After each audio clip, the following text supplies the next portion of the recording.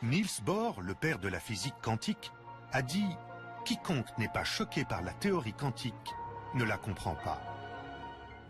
La réalité nous apparaît à première vue extérieure à nous, comme existant indépendante de notre observation. La matière a l'air parfaitement solide et l'existence du monde physique semble régie par des lois et des forces en dehors de notre contrôle. Nous sommes convaincus de percevoir, ressentir et toucher un environnement matériel, distinct de nous, un monde persistant et autonome. Mais comment pouvons-nous en être vraiment sûrs? Par exemple, on a très longtemps pensé que la Terre était plate. Pratiquement personne ne remettait en cause cette supposition. Une fois encore, il y a une supposition que peu de personnes questionnent aujourd'hui, celle que la réalité existe indépendamment de l'observation. Le matérialisme était le positionnement de beaucoup de scientifiques au tournant du XXe siècle.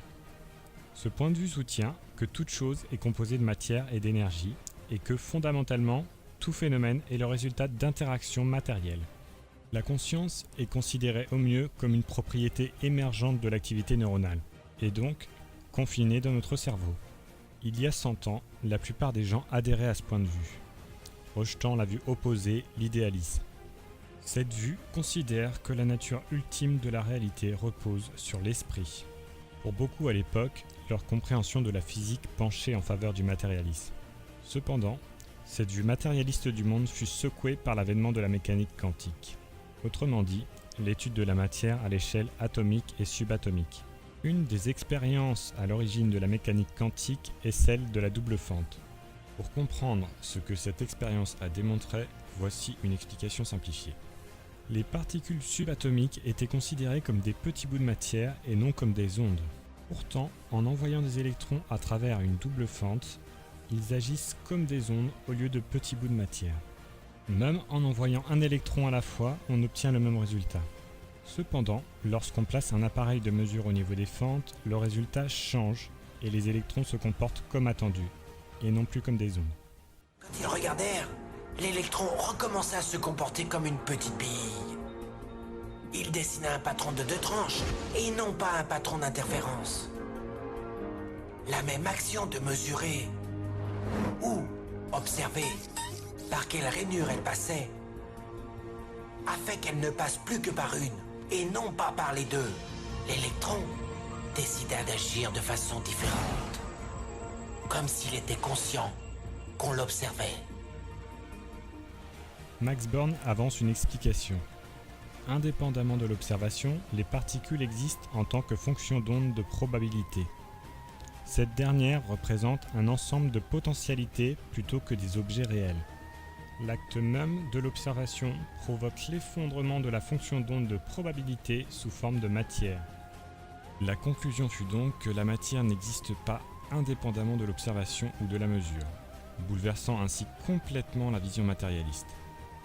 Le bon sens qui voudrait que les objets existent de manière objective, indépendamment de notre observation, devient obsolète lorsque l'on considère la physique quantique. À l'époque, tout le monde n'aimait pas la conclusion qui se dessinait. Certains pensaient, et certains pensent toujours, qu'il doit y avoir une autre explication et nomment ce phénomène le problème de la mesure. Si vous voulez voir la peur dans les yeux d'un physicien, vous n'avez qu'à prononcer ces mots. Problème de la mesure. Voici en quoi ça consiste. Un atome n'apparaît à un endroit précis que si vous le mesurez. En d'autres termes, un atome est disséminé à un endroit jusqu'à ce qu'un individu conscient décide de l'observer. Par conséquent, l'acte de mesure ou l'observation crée l'univers. Einstein, notamment, n'acceptait pas l'idée selon laquelle la réalité physique puisse dépendre de l'observation. Il disait « J'aime penser que la Lune est là même si je ne la regarde pas ». Selon lui, la mécanique quantique était correcte mais incomplète. Ainsi, en 1935, il pense avoir trouvé le talon d'Achille de la mécanique quantique. Il s'agit d'une prédiction des équations de la mécanique quantique, l'intrication quantique. On dit de deux particules qu'elles sont intriquées lorsque l'état de l'une influence l'état de l'autre, de manière instantanée, quelle que soit la distance qui les sépare.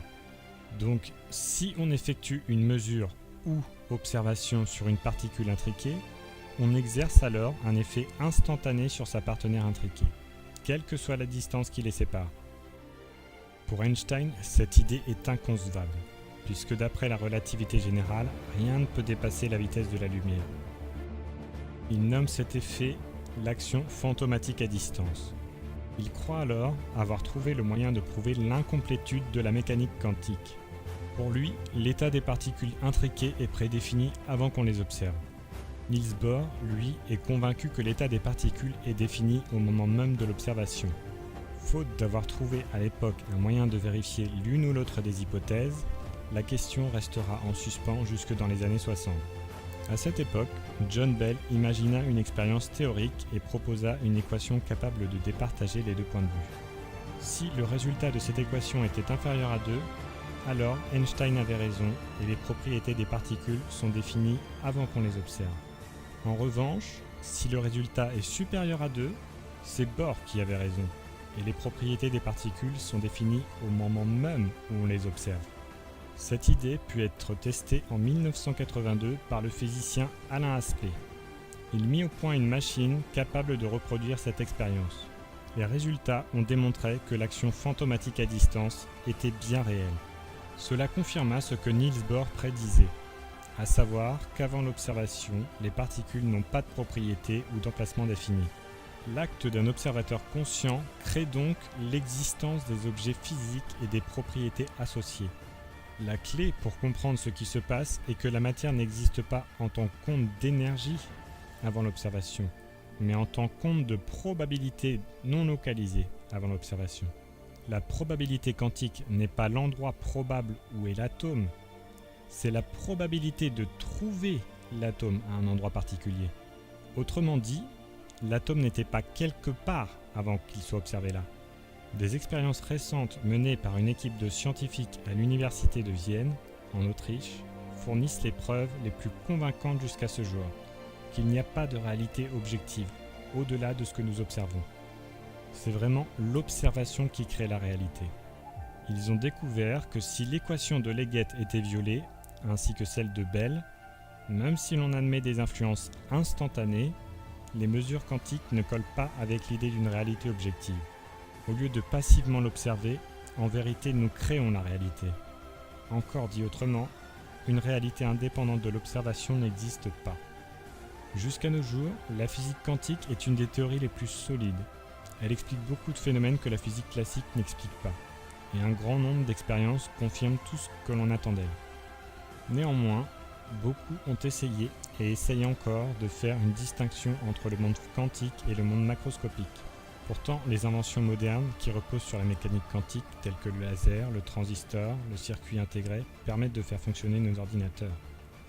Si on considère les atomes comme les blocs de construction de l'univers macroscopique, on ne peut pas séparer les deux. Dire que le monde macroscopique échappe aux lois du monde quantique, c'est un peu comme dire qu'une maison échappe aux forces qui agissent sur les briques qui la composent. Toutes les choses que nous appelons réelles sont faites de choses qui ne peuvent pas être considérées comme réelles. Les atomes ou les particules élémentaires elles-mêmes ne sont pas réelles. Elles forment un monde de potentialités ou possibilités plutôt que des choses ou des faits. Ayant consacré toute ma vie à la science la plus rationnelle qui soit, l'étude de la matière, je peux vous dire au moins ceci à la suite de mes recherches sur l'atome. La matière comme telle n'existe pas. Toute matière n'existe qu'en vertu d'une force qui fait vibrer les particules et maintient ce minuscule système solaire de l'atome. Nous devons assumer derrière cette force l'existence d'une conscience et d'un esprit intelligent. Cet esprit est la matrice de toute matière. Je considère la matière comme dérivant de la conscience. Nous ne pouvons aller au-delà de la conscience. Tout ce dont nous parlons, tout ce que nous voyons comme existant suppose la conscience. La conscience ne peut être décrite en termes physiques, car la conscience est absolument fondamentale. L'étude du monde objectif nous mène à la conclusion scientifique que le contenu de la conscience est l'ultime réalité.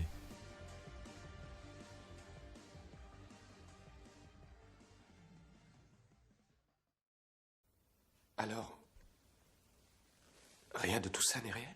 Qu'est-ce que le réel? Quelle est ta définition du réel? Si tu veux parler de ce que tu peux toucher, de ce que tu peux goûter, de ce que tu peux voir et sentir. Alors le réel n'est seulement qu'un signal électrique interprété par ton cerveau, interprété par ton cerveau, interprété par ton cerveau, interprété par ton cerveau, interprété par ton cerveau, interprété... Nous créons et percevons notre monde simultanément. Et notre esprit s'en sort si bien que nous nous en rendons même pas compte.